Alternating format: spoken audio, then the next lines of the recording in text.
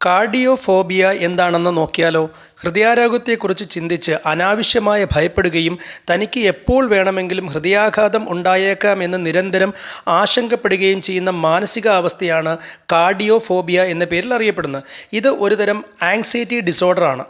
നെഞ്ചിൽ നേരിയ അസ്വസ്ഥത തോന്നുമ്പോൾ പോലും അത് മാരകമായ ഹൃദ്രോഗമാണെന്ന് തെറ്റിദ്ധരിച്ച് ആളുകൾ പരിഭ്രാന്തരാകുന്ന ഈ അവസ്ഥയുടെ ശാസ്ത്രീയ വശങ്ങൾ താഴെ വ്യക്തമാക്കുന്നു. എന്താണ് കാർഡിയോഫോബിയ? ലളിതമായി പറഞ്ഞാൽ ഹൃദയത്തെയും അതിൻ്റെ പ്രവർത്തനത്തെയും കുറിച്ചുള്ള അകാരണമായ ഭയമാണ്. ഈ അവസ്ഥയിലുള്ള വ്യക്തികൾ തങ്ങളുടെ ഹൃദയമിടിപ്പ് എപ്പോഴും ശ്രദ്ധിച്ചുകൊണ്ടിരിക്കും.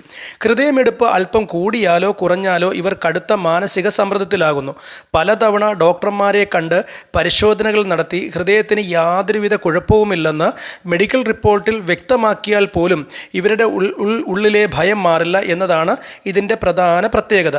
ലക്ഷണങ്ങളും ശാരീരിക പ്രതികരണങ്ങളും അഥവാ സിംറ്റംസ് ആൻഡ് പാനിക് അറ്റാക്സ് കാർഡിയോഫോബിയ ഉള്ളവരിൽ പെട്ടെന്ന് കടുത്ത ഭയമുണ്ടാകുമ്പോൾ അത് പാനിക് അറ്റാക്കിലേക്ക് നയിക്കാറുണ്ട്.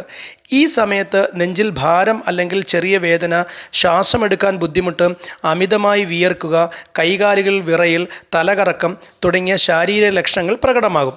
വിരോധാഭാസമെന്ന് പറയാൻ പോലെ ഹൃദയാഘാതത്തിൻ്റെ ലക്ഷണങ്ങളുമായി ഇതിന് വലിയ സാദൃശ്യമുണ്ട്.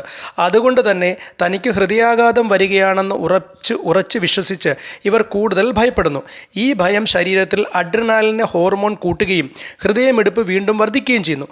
ഇതൊരു വലിയ വിഷവൃത്തമായി മാറുന്നു. കാരണങ്ങൾ കൊണ്ട് ഈ മാനസികാവസ്ഥ ഉണ്ടാകാം. പല കാരണങ്ങളാൽ ഈ മാനസികാവസ്ഥ ഉണ്ടാകാം. കുടുംബത്തിലോ സുഹൃത്തുക്കളിലോ ആർക്കെങ്കിലും പെട്ടെന്ന് ഹൃദയാഘാതമുണ്ടായ അനുഭവം ഉള്ളവരിൽ ഇത് വരാൻ സാധ്യത കൂടുതലാണ്. കൂടാതെ നിരന്തരം ഇൻ്റർനെറ്റിൽ ഹൃദ്രോഗ ലക്ഷണങ്ങളെക്കുറിച്ച് തിരയുന്നതും അമിതമായ മാനസിക സമ്മർദ്ദം ഇതിലേക്ക് നയിക്കാം.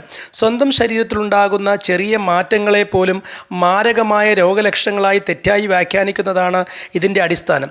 ചികിത്സയും പരിഹാരങ്ങളും ഇതൊരു ഹൃദയരോഗമല്ല, മറിച്ച് മനസ്സിൻ്റെ അവസ്ഥയായതുകൊണ്ട് തന്നെ ഇതിന് സൈക്കോളജിക്കൽ ചികിത്സ ആവശ്യമാണ്.